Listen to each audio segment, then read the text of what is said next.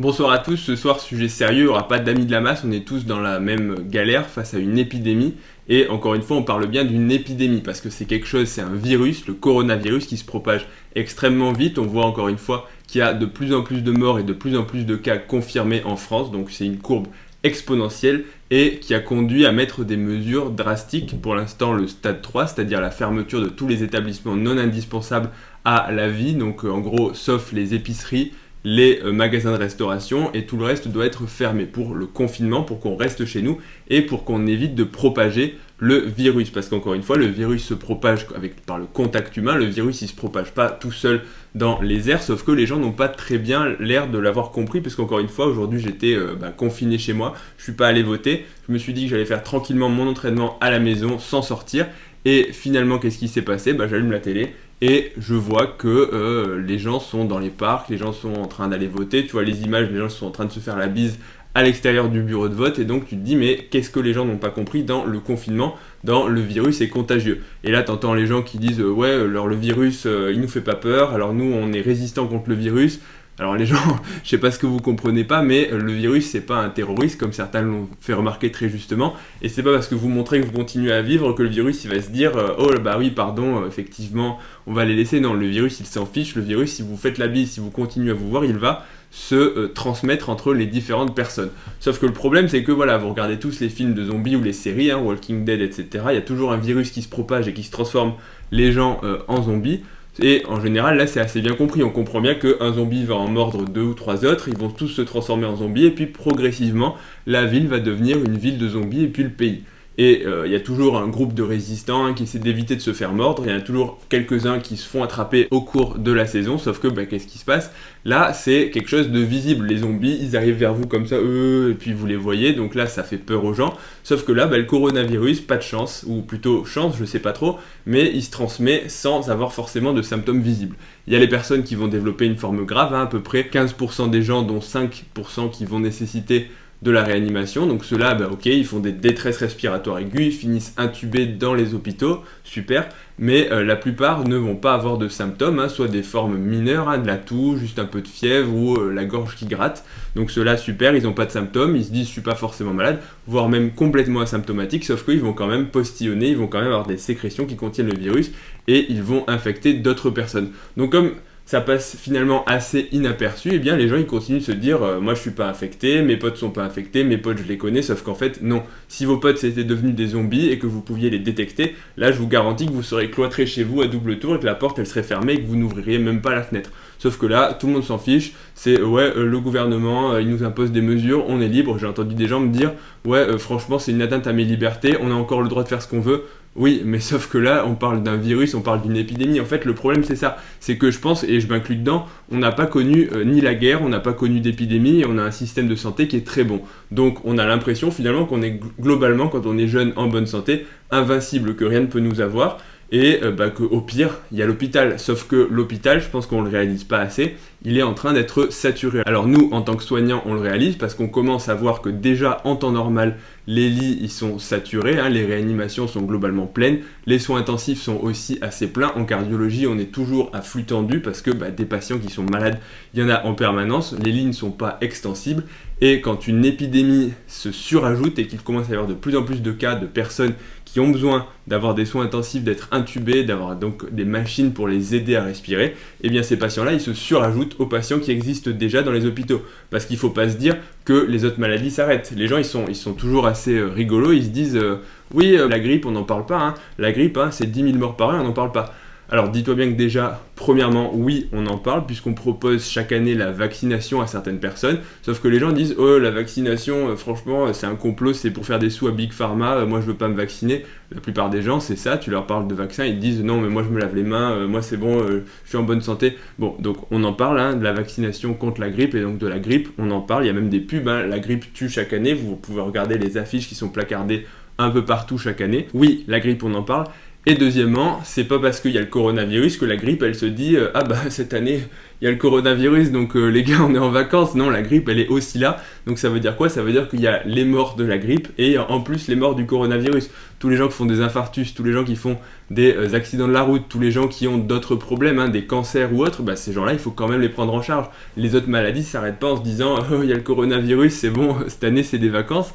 Non, il y a tout le monde en même temps. Le coronavirus, il va s'ajouter en plus. Donc le problème, c'est que comme dans toute épidémie, surtout dans le coronavirus où une personne va en contaminer 3 autres, donc forcément l'épidémie ne peut être qu'exponentielle s'il n'y a aucune mesure barrière qui est appliquée. Sauf que les mesures barrières, on a essayé de les appliquer. Qu'est-ce qui se passe? Ça marche pas parce que les gens sont encore dans les parcs, les gens sont encore en train de se faire la bise, les gens continuent d'aller s'entraîner, bref, donc en fait tout le monde veut continuer à faire sa vie normalement. Donc ça ne marche pas, et donc face à une épidémie, la seule façon de lutter contre cette épidémie, c'est de se confiner, et comme ça ne marche pas, je vous annonce dès maintenant que dans quelques jours au plus tard, on va être en confinement comme l'Italie, c'est-à-dire, ou en Chine, hein, avec obligation de rester chez nous, c'est-à-dire qu'il n'y aura peut-être pas l'armée, mais il y aura les policiers dans la rue qui vont nous mettre des amendes quand on va commencer à se balader, sauf raison uniquement médicale ou alors vitale. En gros, une personne qui sort une fois par jour pour aller faire les courses ou acheter des trucs vraiment indispensables, mais ça va arriver parce qu'on n'est pas raisonnable. Et donc, je vous appelle à prendre vos responsabilités et à vous confiner. Parce que qu'est-ce qui va se passer? Encore une fois, parmi les formes graves, 5% de personnes qui nécessitent de la réanimation pour être intubées,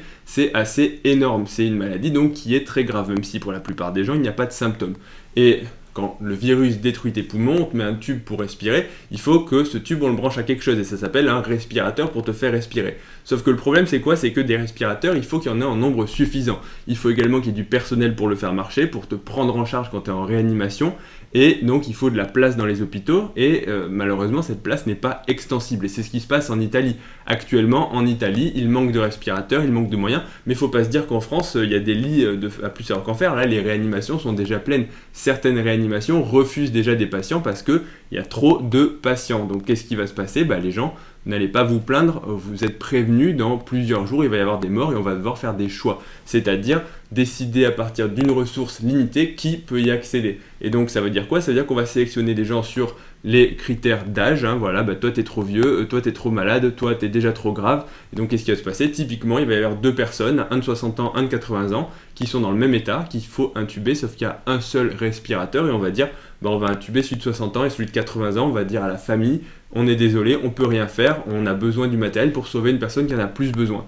Voilà comment ça va se passer. Sauf que ça encore, on va dire c'est assez gentil. Mais si on pousse le raisonnement encore un petit peu plus loin et qu'il y a vraiment trop de cas d'un seul coup qui saturent les hôpitaux, eh bien il faudra faire des choix encore plus drastiques. Par exemple, un jeune de 30 ans et un jeune de 50 ans, si les ressources sont vraiment limitées et que les réanimations sont déjà pleines de jeunes, parce qu'encore une fois, plus on multiplie le nombre de personnes graves, plus on multiplie le nombre de cas et plus les personnes jeunes vont être touchées par ça. Même s'il y en a très peu en proportion, si on multiplie les cas, c'est un effet mathématique, c'est l'effet volume, il y aura des jeunes et j'espère que vous n'en ferez pas partie, mais ça risque d'arriver à au moins une personne d'entre vous ou à des proches. Donc, encore une fois, soyez raisonnable et on va dire quoi? 30 ans, 50 ans, désolé, la personne de 50 ans, on peut plus l'intuber. Ou encore pire, j'ai entendu ça en Italie, on extube des gens qui sont déjà en réanimation, des gens âgés, pour donner la machine à une personne plus jeune. Donc encore une fois, extuber une personne qui est déjà en réanimation, c'est absolument, pour une personne soignante et pour tout être humain, en fait, ça veut dire que finalement, on arrête la vie d'une personne pour permettre éventuellement à une autre d'être sauvée. Donc ce sont des situations absolument catastrophiques et je pense que les gens ne réalisent vraiment pas ce qui est en train de se passer et à quel point les réanimations et la France va être sous l'eau.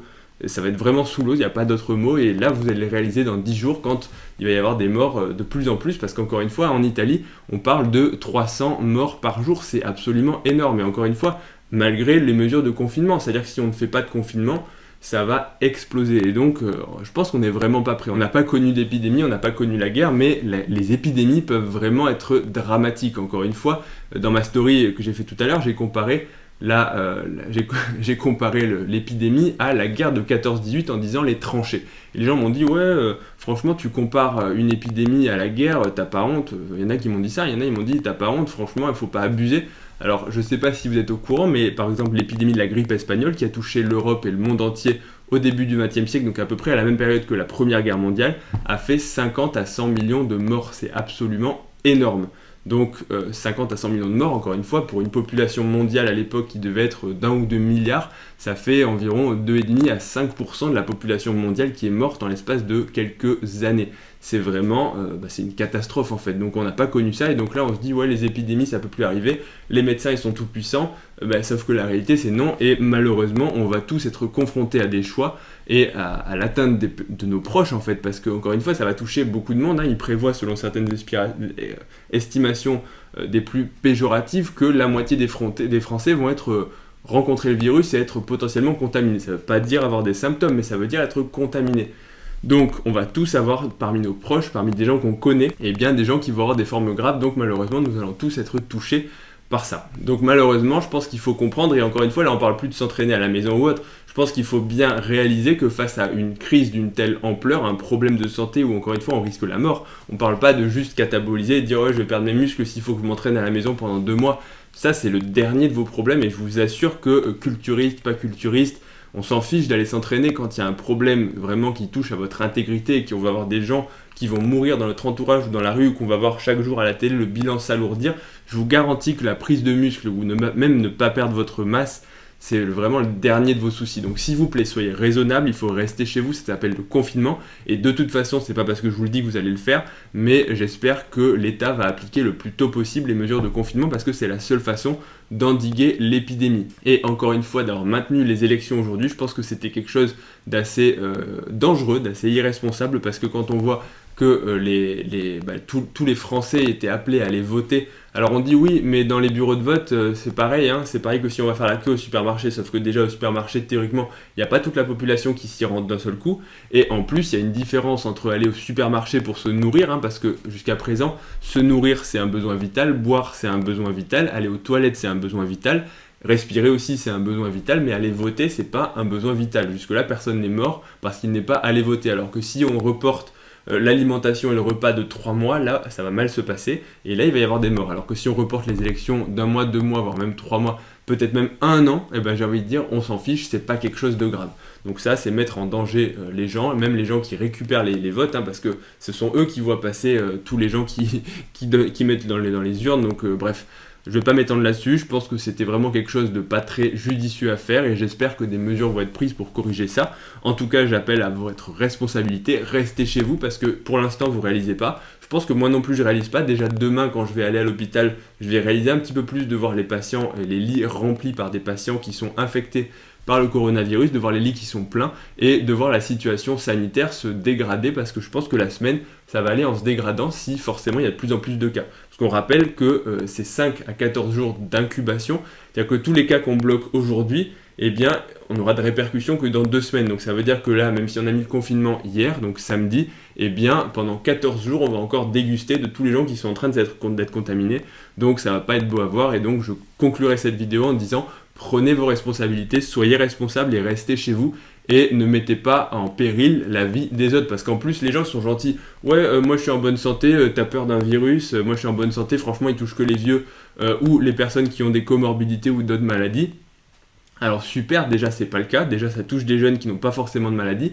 Et deuxièmement, c'est dans le pire des cas vraiment très égoïste parce qu'il n'y a que ce mot-là. Ça veut dire moi je risque rien, moi je pense que je risque rien, donc tant pis pour les autres, hein, alors que mon pote, tu vois, tu as des grands-parents, tu as des parents, dans ton entourage il y a des personnes fragiles, il y a peut-être des potes à toi qui sont avec des maladies, tu le sais pas, donc superbe mentalité, merci, c'est moi je risque rien, donc franchement de quoi t'as peur, les médias, non, il faut, dans une société civilisée, il faut penser aussi aux plus faibles, hein, c'est la base de la solidarité et du civisme, donc ce genre de raisonnement, merci de les garder pour vous, et merci de prendre des mesures, encore une fois, pour se protéger soi, mais aussi pour protéger les autres. Donc le mot de la fin, restez chez vous, et ne faites pas les idiots. Merci, au revoir.